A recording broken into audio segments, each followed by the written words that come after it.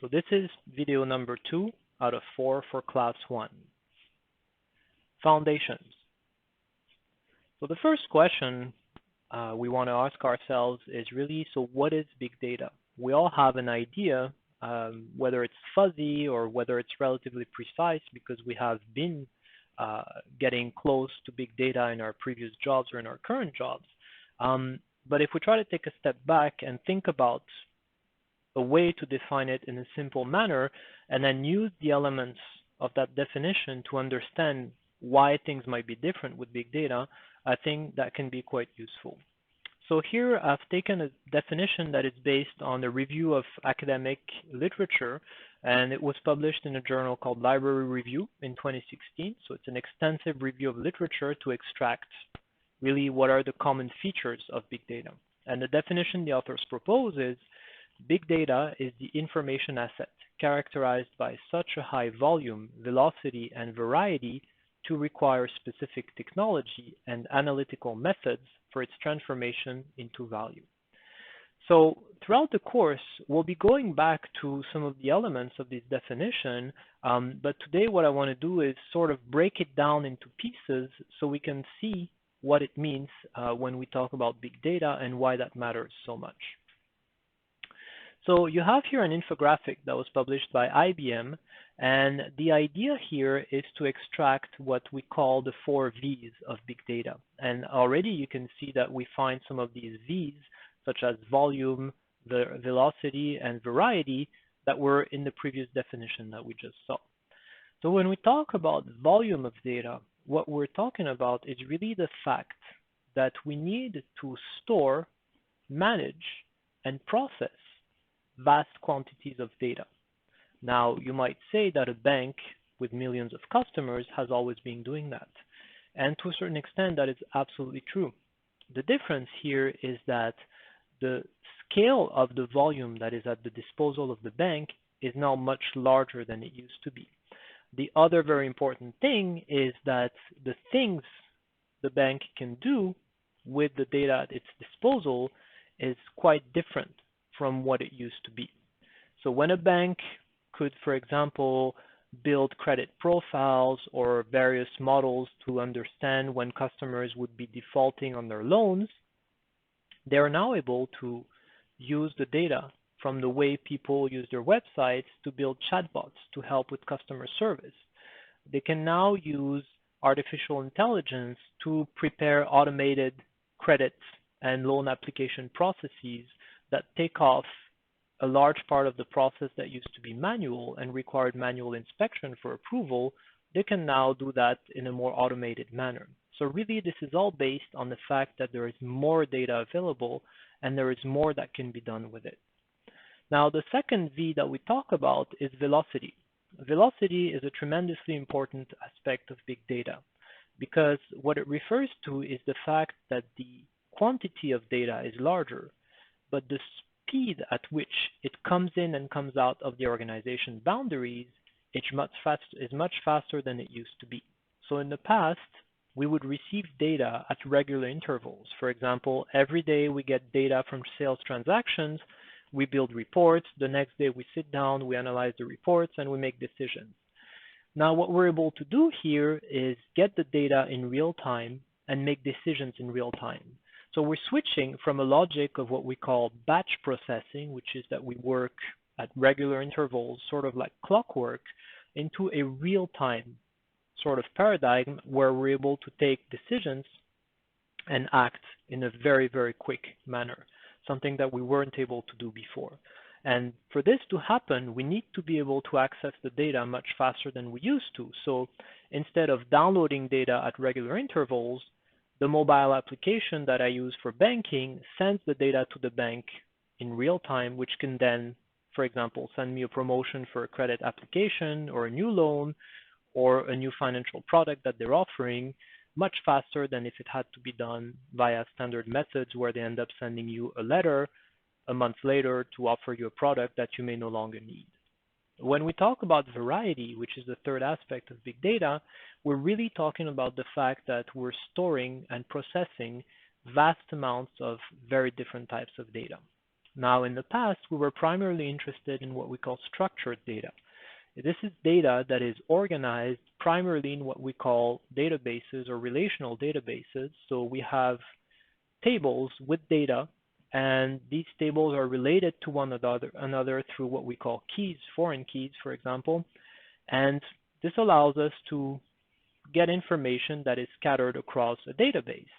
Now, when we talk about current days, the information is partially structured, but there's a lot of information that is not structured as well. When we talk about pictures, videos, audio, text from social media, those are all pieces of information that are not structured and that you can't really format in a similar manner. So variety is one way through which big data manifests itself as well, because the internet has allowed us to diversify a lot of the media that we use, which means that the format in which the data is stored has evolved tremendously as well. The fourth V is what we call veracity.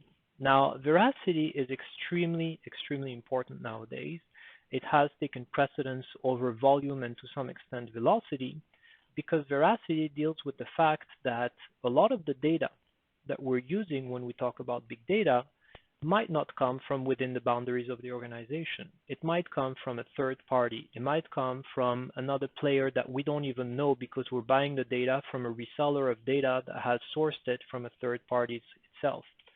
What that means is that the ability to assess the reliability and the degree of truthfulness of the data can sometimes be very difficult.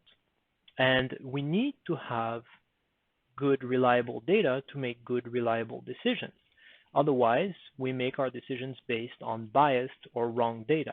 So if we think about, for example, fake news, which is this phenomenon wherein there's false information that's circulating and that's being relayed in a number of social media to the point where it becomes practically considered a truth, even though it actually is not, well, we're able to react much faster thanks to velocity. But if we react faster to information that is false, we might make very bad decisions for the organization or for individuals.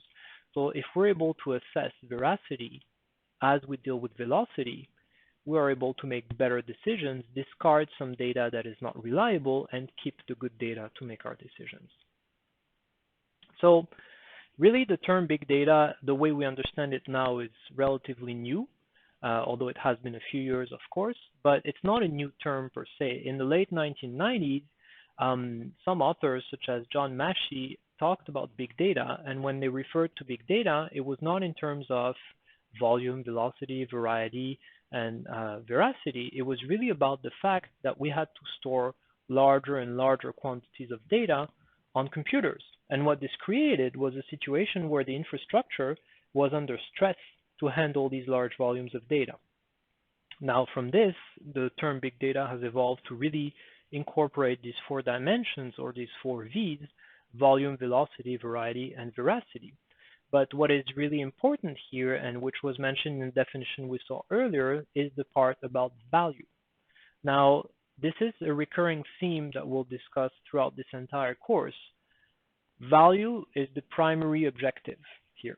If there is no value, or if there is no objective of big data, we do not really have a good business case for doing or using or producing big data at all. We need to know or have an idea of what it is we're going to try to get from big data. If not, we will be dealing with a technology product that is extremely costly, that takes a tremendous amount of time and effort, and that yields absolutely no value for the organization. And this is something we're really trying to avoid here. Now, if we put things in perspective, if we take an example and we say here's a company that has 6,500 trucks, 55,000 trailers, 7,000 plus drivers, 260 million customers per week, 2.3 million employees, close to 12,000 stores in 28 countries, operates e-commerce platforms in 11 countries, more than 20,000 products or SKUs, stock keeping units in each of its stores, and more than 150 distribution centers. Well, we could say that's a fairly large company. Well, this company is actually Walmart. one of the most important retailers in the United States, in North America overall, and increasingly in the world. Now, if we think about a company of this scale, which has been around for a long time, we can ask a lot of very simple business questions. Now, simple business questions are things such as, what do I need to order and when should I have it? How much stock do I need to keep and where should I keep it? How do I manage promotions? What are the pricing strategies that I should apply? When should I start putting out certain seasonal items in my aisles, such as barbecues, for example? And here the issue is not a lack of data. Walmart, by the sheer size of the company, is a tremendous producer of big data. They incorporate data from their suppliers, they collect data on their customers, and there's all this data that they produce within their own operations as well. So Walmart has tons of data. And the issue here is that there are actually a lot of places where you can find insight. What matters is which data can help us make a given decision. So matching the data you need for the question you ask is effectively the crux of the problem here, because otherwise you might use the wrong data to answer your question, or you might be asking the wrong question to begin with. And the questions that I brought up here, they're not complex questions. Those are everyday questions that retail industry asks when it has to push its products or make decisions on how to organize its operations. So this is what a company such as Walmart would consider to be a good problem. They have a lot of data to make their decisions. And what we'll see as well throughout this course is that there are companies like Walmart that have a lot of data available, and essentially the problem is to find ways to take advantage of this data. However, we will also see, and I'm sure you can find examples in your own experiences, that there are many companies that are struggling to generate good data. And the key here is you need to have good data to begin with, because if you don't have good data, you cannot make better decisions with it. So some other examples, among others, of large players that we know are big consumers or producers of big data include General Electric, which started its industrial Internet of Things platform called Predix a few years ago, and their idea was to first apply it for the aircraft maintenance problem. So how do we optimize the maintenance schedule of engines for aircraft so that the engines are used in an optimal manner? This is one of the problems that GE tackled, and that allowed them to essentially optimize the airtime for the aircraft carriers, which in turn meant that the aircraft carriers were operating in a more optimal manner, and this was beneficial for General Electric because they were doing the maintenance for those engines as well. Target is a large retailer in the United States, and Target has been using data to help with its retail operations for a long time now. The way Target has worked, for example, is by looking at the kinds of products you purchase, the kinds of products you watch on their website, and decide what are some of the profiles that you fit based on those patterns. There's a famous case where a young girl who was living with her parents actually was pregnant, and based on the products she was buying, Target sent to her home promotions for vitamins for pregnant women and so on and so forth. And the father of the young girl is the one who received the promotion, and essentially he did not know that she was pregnant. So the joke is that Target knew the woman was pregnant before her own father did. That's an example that we can think of where maybe big data is pushing things too far or not. But that would depend on how we look at the problem. Facebook is also a huge generator and consumer of big data. They are one of the largest resellers of data. They are one of the largest repositories of private data, many different types of data, text, pictures, videos, a number of different things. LinkedIn is also a social network that is very successful. It is now part of the Microsoft Corporation. And the way it works is LinkedIn is considered to be a very reliable source of data because it is a professional network. So unlike Facebook, where people might have fake profiles and so on, usually users are on LinkedIn for a specific purpose, that is to find a job or to have some sort of exposure as part of their professional life, so the data in there is considered to be of very good quality. Amazon is an incredible user of the data that they produce. They are able to really push products, make recommendations, and revolutionize their supply chain on a regular basis through the analysis of data and judicious use of new data to help their operations. Walmart, as we've said, is also a large consumer and producer of big data. The mining industry is experiencing a revolution where in the past, a lot of the data that was being obtained was hard to get, required very expensive equipment, and as the Internet of Objects is being adapted to fit in the mining and the oil industries, they are able to really get a lot more data and use sensors, for example, to have safer and more optimal workplaces for workers in the mining and the oil industries. Finally, Netflix is also a large producer of data, but what they do is they use the data from how people view their shows to produce their own content. So it's really helpful for them to know our viewing habits so that they know what kind of content they should purchase, but also what kind of content they should produce themselves. Spotify is another example that we have where the listening habits of consumers or users of the platform rather are very useful to make recommendations, to build profiles and build recommendations to help people find the music they want, but also to discover new music that Spotify is trying to broadcast to a large portion of their users. Now, important to all these examples is the fact that when we talk about big data, we need to think about data as two things. One is data as an input, so how we leverage data to create value, and that's essentially what I call the analytical angle. We want to analyze the data. But there's another aspect that's very important. It's the operational angle. It's data as output. And here the idea is how operations generate data. So in organizations, when we have business processes, these business processes use systems, use hardware, devices, and all these systems and hardware and devices are essentially generators of data that we can then use to perform certain types of analysis and make better decisions. So if you think about it, it's almost like a data supply chain where operations generate data that serve as raw materials for analysis, which then serve to guide decisions. And when we make decisions, we're able to collect data on those decisions as well. And if things work well, and if we are really aware enough of the implications of this, we also have a feedback loop that will help us alter our operations based on how good our decisions were. Now, when you're able to do that, you have a virtuous circle where operations really are evolving in a constant manner based on insights that is gleaned from analyzing the data that they produced to begin with.